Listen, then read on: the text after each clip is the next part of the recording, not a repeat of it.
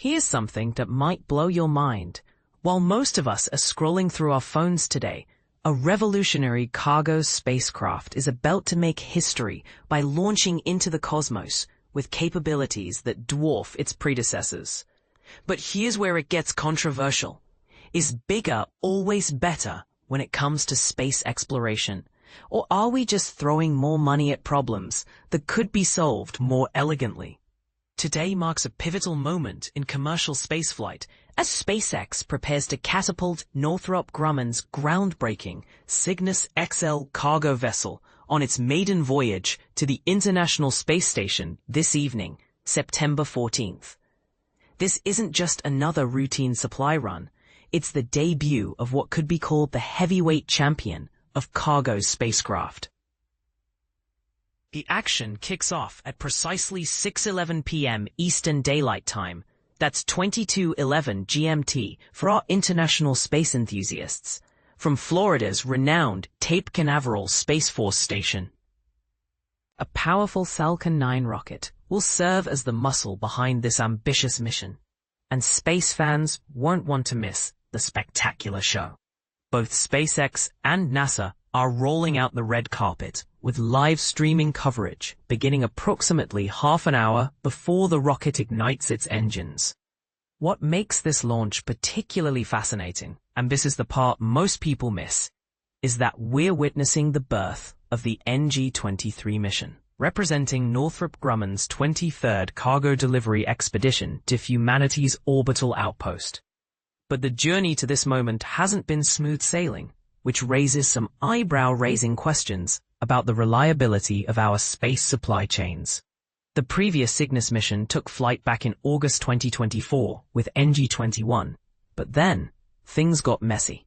NG-22 was originally planned for January of this year, but encountered avionics headaches that pushed it to June. Then came the real shocker. NASA completely scrapped NG-22 in late March after the spacecraft suffered damage during ground transportation. Yes, you read that correctly. A multi-million-dollar space freighter was knocked out of commission before it even left Earth's surface. Makes you wonder about our handling procedures, doesn't it? But here's where today's mission gets truly exciting. The Cygnus XL represents a quantum leap in cargo capacity that could reshape how we think about space logistics. While the previous generation of Cygnus spacecraft could haul approximately 8,500 pounds, 3,855 kilograms of supplies to the space station, this new heavyweight can muscle up an impressive 11,000 pounds, 4,990 kilograms of cargo. That's nearly 30% more carrying power. Essentially like upgrading from a pickup truck to a heavy-duty freight hauler. The scientific treasures packed inside this cosmic cargo hold read like a wish list from the future. We're talking about specialized materials designed to produce semiconductor crystals in the unique microgravity environment of space. Imagine computer chips manufactured in conditions impossible to replicate on Earth. There's also cutting-edge equipment aimed at revolutionizing cryogenic fuel tank technology, which could be game-changing for deep space exploration missions. And this is where things get really intriguing. The spacecraft is carrying a sophisticated ultraviolet light system, specifically engineered to combat microbial communities that naturally form in water systems aboard the space station.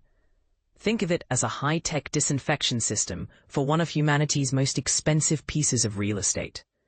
Additionally, there are supplies destined to create pharmaceutical crystals that could potentially treat cancer and other life-threatening diseases. The question is, are we witnessing the birth of space-based medicine manufacturing? Northrop Grumman has chosen to honor this groundbreaking mission by naming the Cygnus XL spacecraft SS Willie McCool, paying tribute to one of the 7 brave NASA astronauts who tragically perished during the 2003 Columbia Space Shuttle disaster. It's a poignant reminder that every space mission carries both incredible promise and inherent risk. Assuming everything proceeds according to plan, the SS McCool will rendezvous with the International Space Station on Wednesday, September 17th at 6:35 a.m. Eastern Daylight Time, 10:35 GMT. Unlike some spacecraft that can dock automatically, the Cygnus requires a more hands-on approach. It will be carefully captured and maneuvered into position using the station's sophisticated Canadarm2 robotic arm system.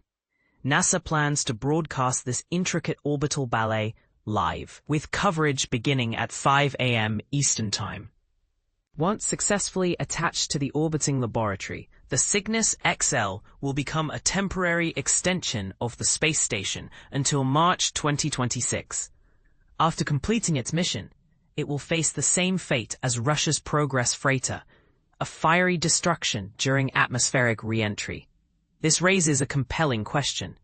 In an era where sustainability is becoming increasingly important on Earth, should we be designing more reusable spacecraft like SpaceX's Dragon capsule, which safely splashes down in the ocean for recovery and refurbishment? The contrast between these different cargo systems highlights a fascinating philosophical divide in space exploration. Russia's Progress and Northrop Grumman's Cygnus follow the disposable model. They serve their purpose and then burn up like expensive shooting stars. Meanwhile, SpaceX's Dragon represents the reusable philosophy, designed to return home for another mission. Which approach is truly more efficient in the long run? As we stand on the threshold of this historic launch, it's worth pondering whether we're witnessing the evolution of space commerce or simply repeating patterns that might not serve us well in the long term. Are we building the right infrastructure for humanity's future among the stars? Or are we just scaling up old solutions to new problems? What do you think? Should space agencies prioritize building bigger, more powerful cargo ships like the Cygnus XL? Or should the focus shift toward perfecting reusable systems that could drastically reduce the cost per mission? Is the throwaway approach to space logistics sustainable as we prepare for more ambitious missions to the Moon and Mars? Share your thoughts. Are we headed in the right direction? Or is there a better path forward that the space industry is overlooking?